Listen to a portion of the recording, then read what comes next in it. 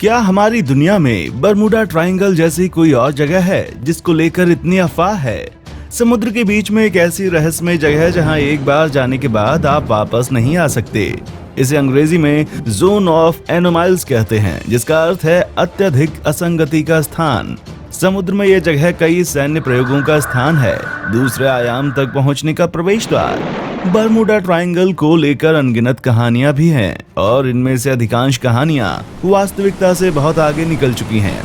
इस त्रिभुज क्षेत्र में कभी कभी ऐसी चीजें होती हैं जो कि वास्तव में संदेह पैदा करती हैं, क्योंकि कोई भी तर्क वास्तव में जीवित प्रत्यक्षदर्शी के साथ नहीं किया जा सकता है।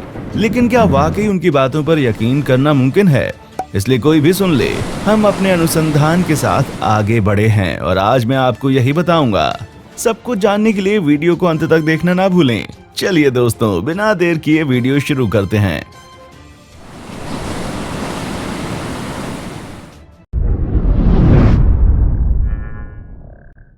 सबसे पहले आइए जानें कि ये बरमूडा ट्रायंगल वास्तव में कहां पर स्थित है। ये रहस्यमय जगह उत्तरी अटलांटिक महासागर के पश्चिम में स्थित है। ये वास्तव में एक त्रिभुजाकार स्थान है, जिसके एक कोने में है मियामी, दूसरी तरफ है एरेंस ऑफ बरमूडा, दूसरी तरफ सैन जुआन पडारिको है। हालांकि कई लोगों ने अपनी पसंद के हिसाब से क्षेत्र का विस्तार किया है। हम यहाँ पर सीमित रहेंगे, लेकिन बरमूडा ट्रायंगल के आसपास कई जहाज आते हैं, जैसे मालवाहक जहाजों से लेकर क्रूज तक। इसके अलावा विमान हमेशा इस ट्रायंगल के ऊपर से यात्रा कर रहा है, लेकिन कुख्याति कभी मिटती नहीं है। ये सब फ्लाइट 19 के साथ में शुरू हुआ था। फ्लाइट 19 5 टॉर्पीडो बम वर्षकों की एक प्रशिक्षण उड़ान थी, जो 5 दिसंबर 1945 को बरमूडा ट्रायंगल के ऊपर से गुजरते ही अचानक गायब हो गया। 14 पायलट और 13 क्रू मेंबर समेत 5 विमान कहां गए, वहां क्या हुआ, इसका कुछ पता नहीं चल सका और तब से ये कहानी बन रही है। The devil's triangle Bermuda triangle का दूसरा नाम है। एक भयानक जगह जिसका क्षेत्रफल है 1.3 मिलियन वर्ग किलोमीटर या लगभग 5 लाख वर्ग किलोमीटर। इस घटना के बाद से इस रहस्यमय भयानक क्षेत्र मानव के इच्छा से बढ़ने लगी है। यहाँ लोगों को बार बार जटिल और अभेद कहानियों का सामना करना पड़ता है। हम क्रिस्टोफर कोलंबस के समय में वापस जा सकते हैं।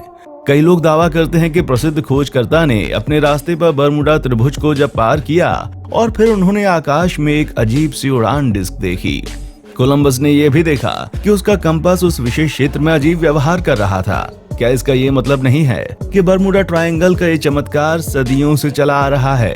यदि आप अचानक गायब होने वाली पहली कहानी पर विश्वास करते हैं, तो मैं कह सकता हूँ कि अगली घटनाएं वास्तव में अधिक गंभीर हैं।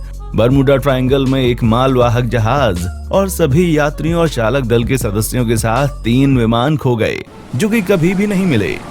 ये केवल 1945 से 1950 के बारे में है। यहाँ हम फ्लाइट 19 की बात नहीं कर रहे हैं। बरमूडा ट्रायंगल में इतनी सारी चीजें हो चुकी हैं कि इसके लिए एक अलग विकिपीडिया पेज है। बरमूडा ट्रायंगल का प्रभाव भूमि पर भी फैल गया है। 1969 में ग्रेट एसाक के नामक एक छोटे से द्वीप पर 2 छोटे प्रकाश स्तंभ अचानक गायब हो गए। और ये कैसे हुआ, इस पर कोई विशेष जानकारी नहीं मिली। कोई शव भी बरामद नहीं हुआ। हालांकि उसी समय जोरदार तूफान ऐना आया। क्या इन दोनों घटनाओं के बीच में कोई संबंध है? लेकिन बरमूडा ट्रायंगल में हुई रहस्यमयी घटनाओं के साक्षी हैं। हालांकि ऐसा बहुत कम होता है। 900 से अधिक लोग मारे गए हैं और 19 बच गए हैं। हालांकि उनमें से कोई भी हमें जानकारी नहीं दे सकता है। इसके अलावा बहुत समय बीत चुका है, लेकिन दुनिया में कम से कम एक व्यक्ति है जो हमें इस रहस्यमय जगह के बारे में जानकारी दे सकता है, लेकिन वो सिर्फ एक सैद्धांतिक आदमी नहीं है। उन्होंने खुद बरमूडा ट्रायंगल में अजीबोगरीब घटनाओं का सामना किया है और वो बच भी गया। इस आदमी का नाम है ब्रूस चेरनॉन। 4 दिसंबर 1970 को ब्रूस ने अपने पिता और बिजनेस पार्टनर के साथ मियामी बीच के लिए एंड्रोस द्वीप से रवाना हुए। वो इस रास्ते से पहले भी यात्रा किया करते थे, इसलिए सब कुछ सामान्य था। इस यात्रा में 1.5 घंटा लगने वाला था। विमान बीच बोनाजा पर था और ब्रूस पायलट था। यात्रा शुरू करने के कुछ ही समय के बाद ब्रूस ने कई बादल देखे। उस समय उनकी ऊंचाई 300 मीटर यानी 1000 फीट थी। बादल उनके साथ चल रहे थे और बादल उनकी आंखों के ठीक सामने उठ रहे थे। किसी भी तरह वो उसमें से प्लेन को बाहर लेकर के आया और ठीक 10 मिनट के बाद वो 3505 मीटर या 11,500 फीट ऊंचाई पर थे। तब बादलों के पहाड़ फिर इनके सामने इकट्ठे हो गए। ब्रूस के पास करने के लिए कुछ भी नहीं था, इसलिए उन्हें बादलों के बीच से विमान को ले जाने के लिए मजबूर होना पड़ा। चारों ओर बारिश का कोई संकेत नहीं था, लेकिन सब कुछ काला हो रहा था। पायलट ने बिजली की चमक देखी। ये इतना चमकीला था कि चारों ओर सब कुछ रोशन हो रहा था। आधा घंटा बीत जाने के बाद ब्रूस ने महसूस किया कि ये वही बादल है जिससे वे पहले गुजरे थे। ये बादल एक विशाल डोनट के आकार में था। ऐसा लग रहा था कि ये निकलने के लिए आ रहा है, लेकिन ब्रूस को इन अजीबोगरीब बादलों से निकलने का रास्ता नहीं सूझ रहा था। फिर वो अचानक एक खाली जगह को देखता है और महसूस करता है कि ये केवल उसका एक मौका है। यह स्थान एक सुरंग की तरह है, 1.5 किलोमीटर चौड़ा और 16 किलोमीटर लंबा था। सुरंग के बिल्कुल अंत में वो शायद नीला आकाश देख सकता था।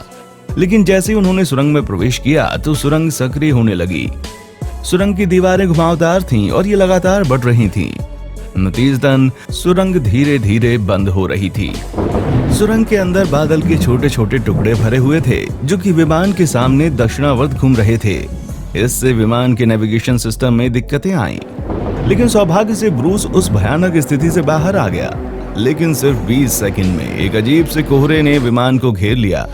पायलट का स्थान पता लगाने के लिए जमीनी नियंत्रण से संपर्क करता है, लेकिन उन्होंने विमान को अपने रडार पर नहीं देखा। क्या यह संभव हो सकता है? हाँ, हो सकता है कि उनके विमान पर बादलों की यातना ऐसी रही हो। लेकिन आगे जो हुआ उसने सभी को डरा दिया, यहाँ तक कि खुद ब्रूस को भी। ऐसे में अचानक ये घोषणा हो गई कि ब्रूस का विमान पहले से ही मियामी के आसमान में उड़ रहा है। अब मैं आपको एक और बात याद दिलाता हूँ। इस उड़ान में केवल 75 मिनट लगते हैं, लेकिन केवल 48 मिनट बीत चुके थे। ब्रूस के विमान को इस तरह से डिजाइन किया गया है कि उसके लिए इतनी गति प्राप्त करना संभव नहीं है। धीरे धीरे कोहरा कम हुआ और पायलट ने सचमुच देखा कि वो वास्तव में मियामी के शीर्ष पर था। इस बार उसने धीरे धीरे विमान उतारा। ब्रूस उसके पास कितना ईंधन है और घड़ी ठीक से काम कर रही है या नहीं, ये जांचने के लिए गए। सब कुछ ब्रूस देखकर उनको यही लगा कि विमान अचानक से एक स्थान से दूसरे स्थान पर टेलीपोर्ट हो गया है। यहाँ इंजन काम नहीं करता। ये ऐसा है जैसे विमान किसी पोर्टल के जरिए अपने गंतव्य पर पहुंच गया हो। इसमें कोई शक नहीं है कि ये सब अविश्वसनीय लगता है। इस अविश्वसनीय यात्रा के बारे में समाचार मीडिया के माध्यम से आसानी से फैल गया। ब्रूस ने बाद में इस घटना के बारे में एक किताब भी प्रकाशित की।